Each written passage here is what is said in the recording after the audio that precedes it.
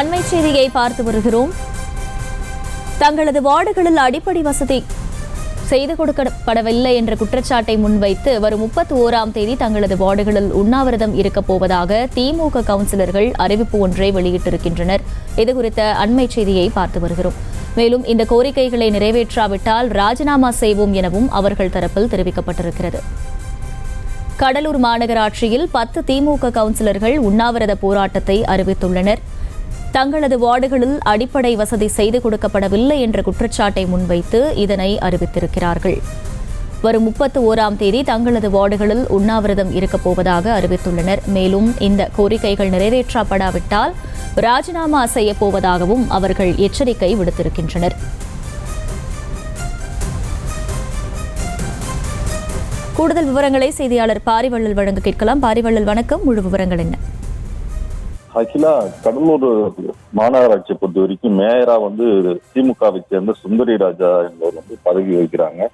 இதுல பாத்தீங்கன்னா இவங்களுக்கு ஆதரவாக ஒரு சில கவுன்சிலர்களும் சட்டமன்ற உறுப்பினருக்கு ஆதரவாக ஒரு சில கவுன்சிலர்களும் இரு பிரிவா இங்க செயல்பட்டு இருக்காங்க. இந்நிலையில பாத்தீங்கன்னா சட்டமன்ற உறுப்பினருக்கு ஆதரவாக உள்ள 10க்கு மேற்பட்ட மாமன்ற உறுப்பினர்கள் தங்களது மாமன்ற உறுப்பினர் பதவி ராஜினாமா செய்ய போவதா இப்போ அறிவிச்சிருக்காங்க. இதுக்கு காரணமா பாத்தீங்கன்னா அந்த 10 கவுன்சிலருடைய வார்டுகளுக்கு அடிப்படை பிரச்சனைகளை மற்றும் வேறு எது உதவிகளையும் மாநகராட்சி மேயர் செய்யல குற்றச்சாட்டா வச்சிருக்காங்க. இதுக்காக பல மன உளைச்சலுக்கு நாங்கள் ஆளாயிருக்கோம். மேயரா தேர்ந்தெடுக்கப்பட்டவங்களும் திமுக, நாங்களும் திமுக கட்சியை சேர்ந்தவர்கள் தான்.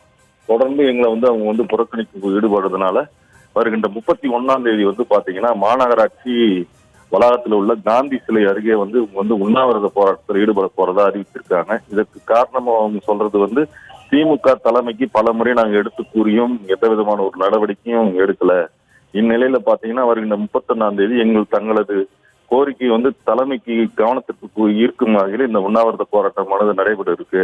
தமிழக முதல்வரும் விளையாட்டுத்துறை அமைச்சரும் மற்றும் வேளாண் துறை அமைச்சரும் இந்த விஷயத்துல தலையிட்டு உடனடியா எங்களுக்கு ஒரு நல்ல ஒரு முடிவு எடுக்கணும்.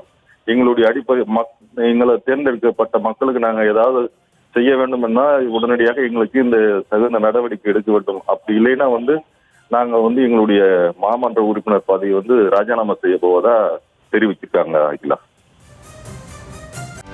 செய்திகளை உடனுக்குடனும் துல்லியமாகவும் தெரிந்து கொள்ள சப்ஸ்கிரைப் பண்ணுங்க.